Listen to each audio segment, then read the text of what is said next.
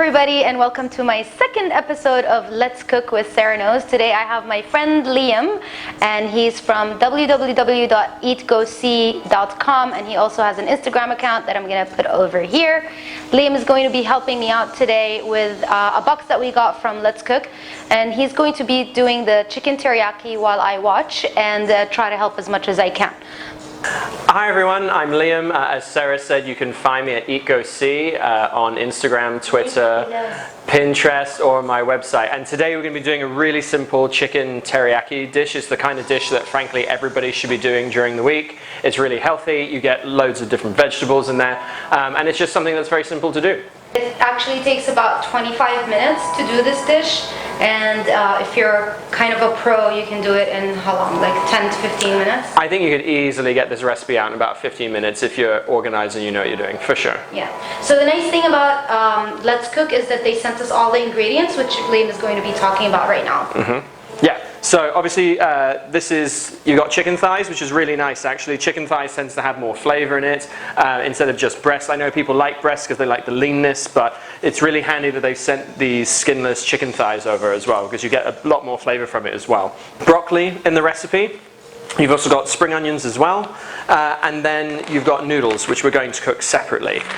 In addition to that, then you've got your aromatics that come into the recipe, which is very, very nice. So they've handed over some teriyaki sauce, which just comes nice and chilled, and then you've also got sesame seeds for a bit of texture and flavor, but you've also got sesame oil as well, which is really going to give you that kind of nutty sesame taste that is going to stand out a lot in the dish. And what we like about all of this is that everything comes wrapped, and it's like very hygienic, especially at this time, guys. These are already pre-measured for you, so you don't have to do any of the measuring, and this is the beauty of some place like Let's Cook.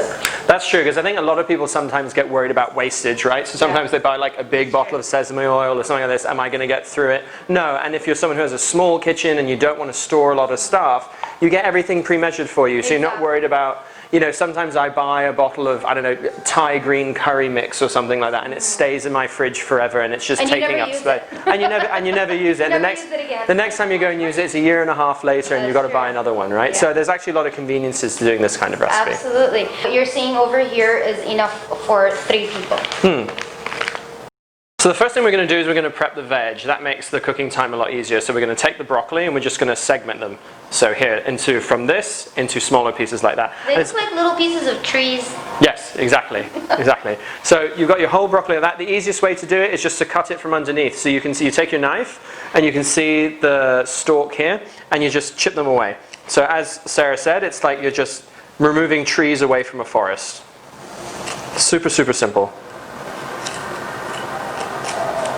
Just like that. And then there's the stalk in the middle. I personally like taking the stalk and just cutting it up into bite-sized pieces. It's a little easier. You'll end up with pieces like this. You just break them off. Yeah, that's what you should do. Super, Some super people easy. actually try to cut them up, but you're supposed to just break them off with your hands. Break them off. And they snap off super easy. So it's absolutely fine. Yeah. Then you take your spring onions that are here. I like to take the spring onions and put them in a row, if you can see them. So it's a little bit like this, in a row like that. And then lay them down. And then take your knife. And it's quite nice presentation-wise to do them slightly at an angle. And so not just chopping them straight on, but chopping them to a little bit at an angle like that. It just looks nicer when you see it on your plate, but it's not essential. It's very much a nice to do and not a must do. We're not expecting you guys to be pros. This is a simple recipe from Let's Cook that we could all make together. If we can make it, you can make it too. Easy. Simples. And that's all the vegetables done. So at this point, it's about the chicken and the chicken thighs. So what you want to do is you want to heat a pan and get that raging hot, right? That's the most important thing. So I'm going to do. So you should leave your chicken out for at least 15 minutes so it can rest, and it doesn't have to be very cold from the fridge. You want it to be like a little bit at room temperature almost before you cook it. Okay, so what you want to do is you want to get your oil in a hot pan. People tend to make the mistake of putting cold oil into a cold pan. You don't want to do that. You want to put oil into a hot pan. And then once you do that, that gets things cooking a lot more quickly. You then take your chicken thighs that we have here, and you put them in the pan away from you. And you can see the heat immediately. The thighs begin to constrict. So now we're going to flip the chicken over. And you can see it's got that lovely golden color. So now we're going to add the broccoli with the florets and with the stems. Then we've got our handy measured out amount of teriyaki sauce. That's going to get snipped. And then we're going to add this to the pan as well. Just over the top. I actually, as a tip, like to take this off the heat because what can happen is the sauce can evaporate and boil away.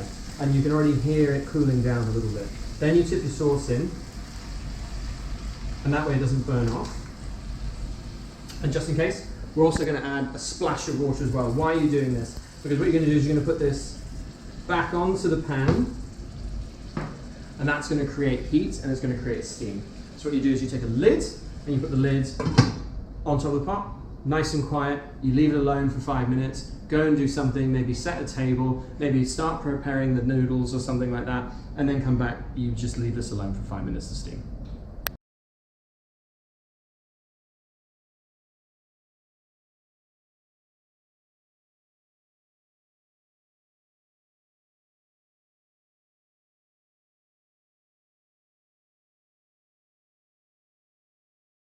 So now we're pretty much done with the chicken teriyaki with the broccoli and spring onions, and so we're just going to plate everything up now. So I like to use tongs.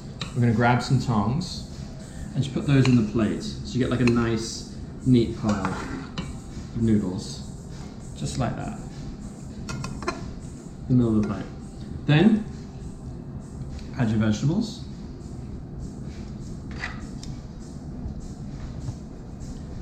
And also at this point you can layer chicken over the top, as much as you think is right for people. Just a little bit of the sauce here with the vegetables and the spring onions over the top for people, because otherwise it's not a chicken teriyaki dish without the teriyaki glaze.